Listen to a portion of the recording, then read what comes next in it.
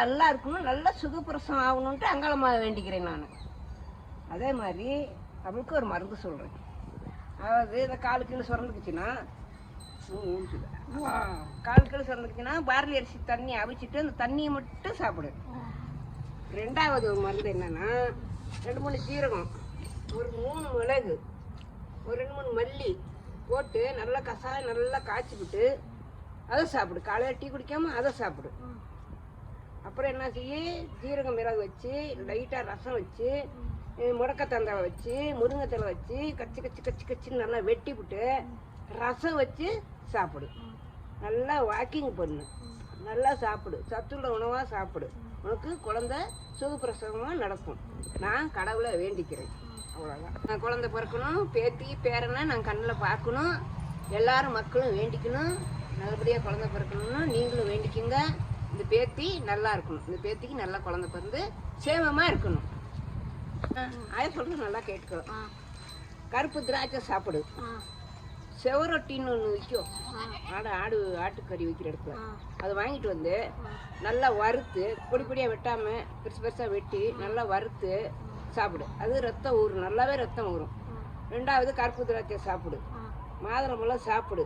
இதெல்லாம் சாப்பிட்டீங்கன்னா ஆஸ்பத்திரிக்கு போனோன்னு உனக்கு ரத்தம் இல்லை, உனக்கு குழந்தை பிறக்க முடியாதுன்னா சொல்ல மாட்டாங்க. நீ சாப்பிடு, அதெல்லாம் அது புஷ்டியான சாமானம் உடம்புக்கு, அதெல்லாம் சாப்பிடுமா நல்லா. ரெண்டாவது செவ்வாழை வாங்கி நல்லா பழுக்க வச்சு காயா இல்லாமல் நல்லா பழமாக சாப்பிடு. குழந்தை வந்து அழகாக பிறக்கும். மாதுளம்பழம் உரித்து சும்மா இருக்கிற நேரம் ஒரு நாளைக்கு 2 பழமாவது, காலையில் ஒன்று சாயங்காலமாவது அந்த பழம் சாப்பிட்டீங்கன்னா சிவப்பாக பிறக்கும் குழந்தை.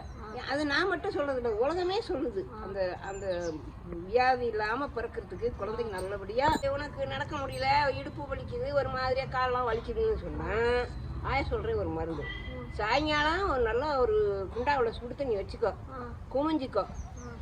இல்லாட்டி உங்கள் வீட்டுக்காரர் இருந்தால் இடுப்பில் ஊற்றிடுப்பா அப்படின்னு சொல்லு, அதில் ஒன்றும் தப்பு கிடையாது. இல்லாட்டி உனக்கு ஊற்ற முடியாது, இப்படி நிமிந்து ஊற்றுனா கஷ்டமாக இருக்கும். அவர்கிட்ட சொன்னால் ஊற்று, நல்லா அப்படி நீ விட்டு இடுப்பு வலிக்கு மருந்து நல்லா ஊற்றிக்கோ.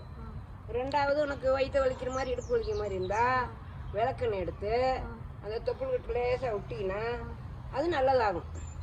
அந்த எண்ணெய் சரசரன்னு கீழே வந்தால் உனக்கு சீக்கிரம் பையன் பிறக்குதுன்னு ஆசை எங்களுக்கு, சரியா? பையன்தான் உனக்கு பிறக்கும். ஆமாம், அதெல்லாம் ஃபாலோ பண்ணு. 2 நேரம் வாக்கிங் பண்ணு, நல்லா சாப்பிடு, ஒன்றும் தப்பு இல்லை, எல்லாம் நல்லபடியாக நடக்கும். வாழைப்பழம் டெய்லி ஒரு பழம் சாப்பிட்டு தூங்க போன நேரம் பழம் சாப்பிடு. ஒரு கிளாஸ் பால் குடி, அதெல்லாம் சத்து உள்ள சாமான். இந்த எனக்கு